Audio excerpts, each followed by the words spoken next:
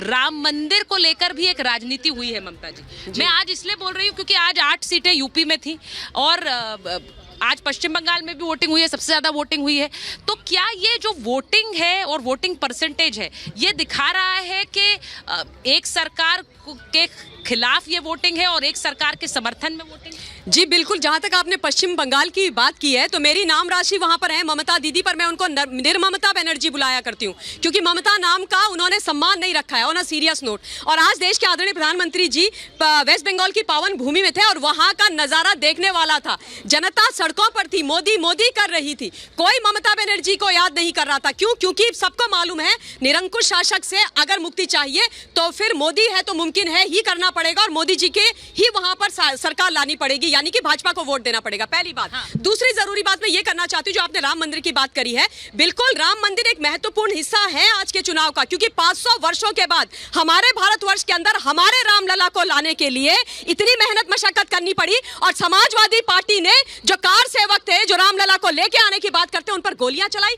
हमारे राम को, हमारे आराध्य को इन्होंने 500 साल तंबू में रखा। आप सुनिए, अब ये जो इमोशन है, ये राम मंदिर की बात जैसे ही ममता जी कर रही हैं, वो इमोशन है, उसको कैसे, उसको आप अगर लगता है वोटों में तब्दील नहीं होगा तो गलत नहीं करेंगे? सुचरिता जी, इस देश में अगर संविधान ना होता तो इस देश में राम मंदिर नहीं बनता। और उसी संविधान को खत्म करने की बात भारतीय जनता पार्टी करती है, उस पर भी लोग ताली बजा देते हैं। उसके लिए तो हम क्या कर सकते हैं भाई? वो तो मैंने सवाल पूछा अभी धर्मेंद्र जी। अब सुनिए, देखिए, भावनाओं में कभी कभी आदमी गलत फैसले भी ले लेता है, लेकिन देश संविधान से चलता है। हमें संविधान का सम्मान करना चाहिए और उसी संविधान की वजह से इस देश में राम मंदिर बन पाया है। इसलिए हमें संविधान को खत्म करने के बारे में नहीं सोचना चाहिए। संविधान को खत्म कर, मैं एक बार लोगों से पूछ लूं, ममता जी आप जरा वहां जाइए, मैं एक बार आ रही हूँ। एक बार संविधान को खत्म करें, उन्होंने कहा कि बीजेपी आएगी तो पे गोली चलाई थी मैडम, कार से खत्म हुआ था। 2017 से पहले यहाँ आप इस तरह घूम नहीं सकते थे। ऐसा इनका गुंडों का राज्य था कि आप निष्पक्ष यहाँ एकदम सही कह रहे हैं। इतना गुंडेगर्दी थी कि आदमी का जीना मुहाल था। अब इस समय गुंडे जो है दबे हुए हैं, जिसमें कोई बाहर निकल के नहीं आ रहा है। ये सब लग रहा है कि आज से 2 महीने पहले की बात है, मैं गाजियाबाद के रेलवे स्टेशन पे बच्चों को छोड़ने गया। रात सुबह 4 बजे जब मैं वापस आया, 2 लड़कियां अपनी अपनी एक्टिवा पे ऐसे जा रही थी जैसे किसी को कोई डर है ही नहीं। और यही पहले उनके राज्य में ये होता है। ये मोदी शासन। हाँ, बोलिए। मेरा सवाल ये है, हमारे सपा के नेता, हमारे कांग्रेस के नेता, हमारे जेडीयू के नेता, ये बताएं इनका प्रधानमंत्री है कौन? चलिए भाई, ये सवाल बार पाशा जी आप तो तेजस्वी यादव का नाम ले सकते हैं, लेकिन दुष्यंत जी बोलेंगे राहुल गांधी, फिर वहां पर कोई बोलेगा ममता बनर्जी। आपको जवाब तो ले लो। आपको 2004 याद है? हाँ। 2004 में किसका नाम था प्रधानमंत्री के लिए? आपके पास एक नाम है, उसके बाद शून्य है, उसके बाद शून्य है, एक नाम। वो कह रहे हैं योगी है। और ये लोकतंत्र के लिए ठीक नहीं है।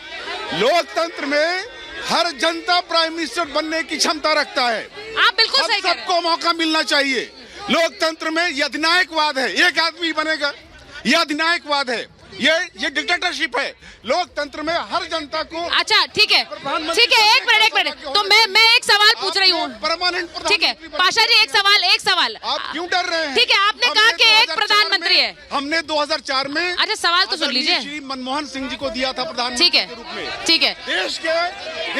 अच्छा, मैं पाशा जी मैं एक चीज पूछ रही हूँ। देश के सबसे लर्नेड। अच्छा, मैं सवाल पूछ लूँ। प्रधानमंत्री थे आपकी पार्टी में तेजस्वी यादव के अलावा कौन सा नाम है? कारण आप उनका अपमान कीजिए। नहीं पाशा जी, जवाब नहीं देंगे। सिख होने के कारण आप उनका अपमान कीजिए। ठीक है, मैं सवाल ये पूछ रही हूँ कि मैंने ये पूछा कि क्या आपकी पार्टी में तेजस्वी के अलावा कोई नाम है? क्या कांग्रेस में आप राहुल गांधी के अलावा, खड़गे जी भले ही अध्यक्ष है, कोई 4 नाम बता सकते हैं जो अध्यक्ष बन सकते हैं? क्यों नहीं बन सकते? 4 नाम बताइए। बिल्कुल, श्री खड़गे जी हैं, श्री राहुल गांधी जी हैं, भूपेश बघेल, अशोक गहलोत, सचिन पायलट, पी चिदम्बरम, बहुत है। ये सारे बन सकते हैं अध्यक्ष। वो कह रहे पी चिदम्बरम, भूपेश बघेल, हमारे पास तो पूरी लिस्ट है। आपके पास तो मोदी है, उसके आगे कोई नहीं है।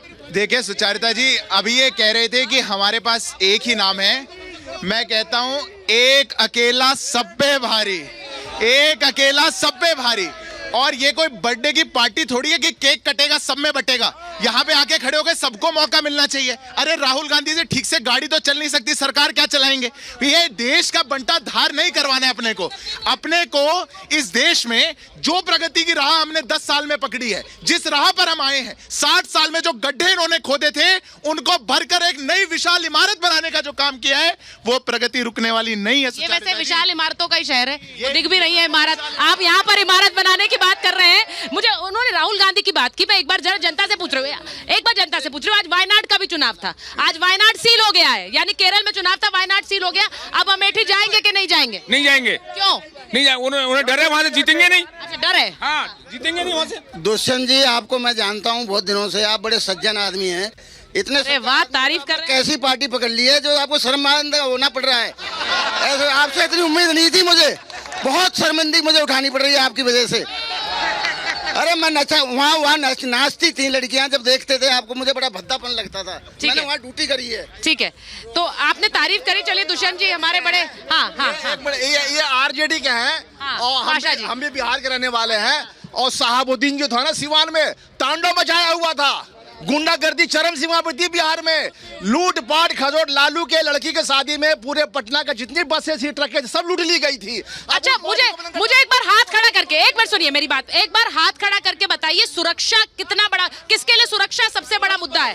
सबसे बड़ा मुद्दा सुरक्षा है।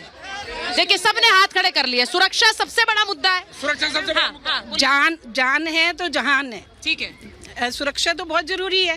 सुरक्षा नहीं होगी तो क्या मैंने कहा सबसे बड़ा मुद्दा सुरक्षा किसके लिए? सबने हाथ खड़ा कर लिए, यानी कि सिक्योरिटी सबसे बड़ा मुद्दा है। मैं ये इसलिए पूछ रही हूँ। हाँ, आपकी तो तारीफ कर दी भाई। भारतीय जनता पार्टी, ये सब अपने लोग हैं, कोई बात नहीं, लेकिन भारतीय जनता पार्टी के प्रवक्ता ने नीचे से लगा के ऊपर तक हाथ कर दिया, इतनी बड़ी बिल्डिंग की है। हमने इस गौतम बुद्ध नगर जिले के अंदर 2 स्मार्ट शहर बनाए। आपके पीएम ने बोला कि हम 100 स्मार्ट सिटी बनाएंगे। आप एक स्मार्ट गांव का नाम तो बता दीजिए जो आपने बनाया हो। आप बताइए, आपने कहा हम बुलेट ट्रेन चलाएंगे। अरे बुलेट ट्रेन की बात कर रहे हो, वंदे भारत बंद हो गई। आप बताइए ना, कौन सा आपने बनाया, क्या सृजन किया नया आपने? तो वो सिद्धार्थ जी से पूछ रहे हैं आप लोग। आपने सिर्फ उनके फीते काटे, उनका उद्घाटन किया जो अखिलेश यादव जी की सरकार ने बनाए, जो कांग्रेस पार्टी की सरकार ने बनाया। अच्छा, अखिलेश जी ने एक बड़ी बात कही है, मैं एक बार जरा आप लोग सुन भी लीजिए। अखिलेश जी ने एक और बड़ी बात कही है, आज मैं उस पर जरा आती हूँ। उन्होंने ये कह दिया है कि हम अगर सरकार में वापस आएंगे तो फिर से बैलेट बॉक्सेस आएंगे। ममता जी, फिर से बैलेट बॉक्सेस। देखिए, धर्मेंद्र जी खड़े हुए हैं। धर्मेंद्र जी खड़े हुए हैं। देखिए, अखिलेश जी को इस बात की चिंता है कि ईवीएम करता है फेयर इलेक्शन। बैलेट अभी किसी भाई ने बताया था ना कि कैसे होता था, एकदम गुंडा राज था कि भैया सारे वोटर्स को निकाल के बंदूक के दम पे भगा दो, उसके बाद बक्सा उठा लो, ठप्पे मारो, दे ठप्पा। चंडीगढ़ समाजवादी पार्टी जीत गई। अब मैं एक चीज और याद दिला दूं सुचरिता जी, अभी इमारतों की बात हो रही थी, आप सबको याद है ना, अभी राहुल गांधी ने कुछ दिन पहले क्या बोला था? वेल्थ सर्वे करवाएंगे। और उनके चेले सैम पित्रोदा ने क्या बोला कि भैया जो हमारी विरासत हमें हमारे दादा दादी माता पिता देते हैं, उसको उनके मरने के बाद जब वो हमें मिलेगी तो 50 से 51% कांग्रेसी ले लेंगे इंडिया अलायंस वाले अगर सरकार। अच्छा, ये मुद्दा